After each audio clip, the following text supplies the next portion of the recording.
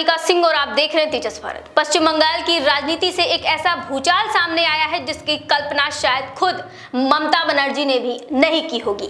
जिस पार्टी को अपने खून पसीने से खड़ा किया, जिस तृणमूल कांग्रेस के नाम पर 2 दशक से ज्यादा समय तक बंगाल की राजनीति को नियंत्रित किया, आज उसी पार्टी में उनके खिलाफ सबसे बड़ी बगावत खुलकर सामने आ रही है।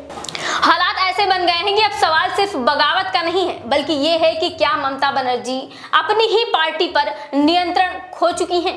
ताजा घटनाक्रम के मुताबिक बागी खेमे में से न सिर्फ अभिषेक बनर्जी को सस्पेंड किया गया है, बल्कि ममता बनर्जी को संगठन के शीर्ष पद से हटाने का दावा भी किया गया है। यानी जिस पार्टी में कभी ममता बनर्जी का अंतिम फैसला माना जाता था, उसी पार्टी में अब उनके फैसले को चुनौती दी जा रही है। कोलकाता में आयोजित बागी नेताओं की बैठक में जो तस्वीरें सामने आई हैं, उन्होंने राजनीतिक गलियारों में हलचल मचा दी। मंच पर पार्टी का चुनाव चिन्ह मौजूद था, लेकिन ममता बनर्जी की तस्वीर नदारद थी। ये सिर्फ एक फोटो का गायब होना नहीं था, बल्कि एक राजनीतिक संदेश था कि बागी गुट अब ममता की छाया से बाहर निकलकर खुद को अपनी तृणमूल कांग्रेस साबित करना चाहता है। सबसे बड़ा झटका अभिषेक बनर्जी को लगा, जिसे ममता के राजनीतिक उत्तराधिकारी के तौर पर देखा जाता था, जिन्हें पार्टी का दूसरा सबसे शक्तिशाली चेहरा माना जाता था। उन्हें ही बागियों ने एकदम से सस्पेंड कर दिया। सवाल यह है कि आखिर ऐसा क्या हुआ कि पार्टी का सेकंड इन कमांड ही निशाने पर आ गया। बागी नेताओं का आरोप है कि संगठन के भीतर लंबे समय से लोकतांत्रिक व्यवस्था खत्म हो चुकी थी, फैसले कुछ लोगों तक सीमित थे और कार्यकर्ताओं की आवाज दबाई जा रही थी। यही वजह है कि अब ये संगठन को नए सिरे से खड़ा करने की बात कर रहे हैं। लेकिन कहानी यही खत्म नहीं होती है। बागी खेमे ने अपनी नई कमेटी का भी ऐलान कर दिया है। नए पदाधिकारी तय कर दिए गए हैं, नई जिम्मेदारियां बांट दी गई हैं और सबसे बड़ी बात, उन्होंने ये साफ संकेत दे दिया है कि अब वे सिर्फ विरोध तक सीमित नहीं रहने वाले, बल्कि पार्टी के नाम और चुनाव चिन्ह पर भी दावा ठोक सकते हैं। यहीं से शुरू होता है असली लड़ाई। क्या तृणमूल कांग्रेस का चुनाव चिन्ह अब कानूनी विवादों में फंस सकता है? क्या चुनाव आयोग और अदालतों में वही लड़ाई देखने को मिलेगी जो कभी शिवसेना और एनसीपी में देखने को मिली थी?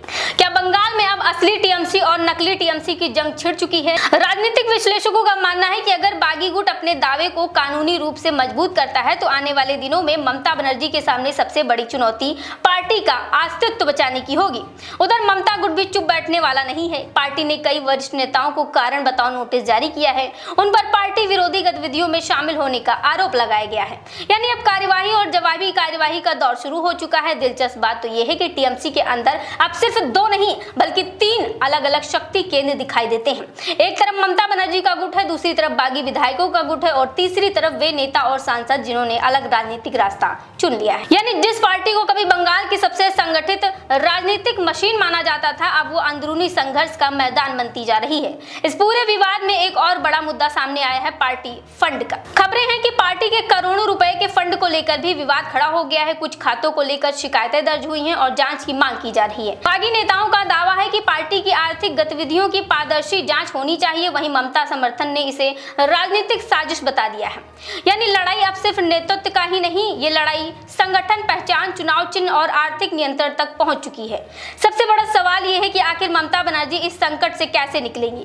क्या वो एक बार फिर अपनी राजनीतिक ताकत दिखाकर बागियों को किनारे कर देंगी? क्या अभिषेक बनर्जी संगठन को दोबारा एकजुट कर पाएंगे, या फिर बंगाल की राजनीति में एक नया अध्याय की शुरुआत हो चुकी है, जहां तृणमूल कांग्रेस कई टुकड़ों में बढ़ती नजर आएगी? फिलहाल इतना तय है कि ये सिर्फ एक पार्टी का आंतरिक विवाद नहीं, ये उस राजनीतिक विरासत की लड़ाई है जिसे ममता बनर्जी ने वर्षों की मेहनत से खड़ा किया था।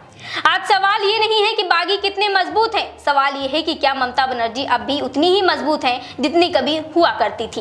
बंगाल की राजनीति में शुरू हुई ये जंग आने वाले दिनों में और भी दिलचस्प होने वाली है, क्योंकि अब दांव सिर्फ पद का नहीं, बल्कि पूरी तृणमूल कांग्रेस की पहचान पर लगी हुई है। फिलहाल आपकी इस रिपोर्ट पर क्या राय है, हमें कमेंट बॉक्स में जरूर बताएं।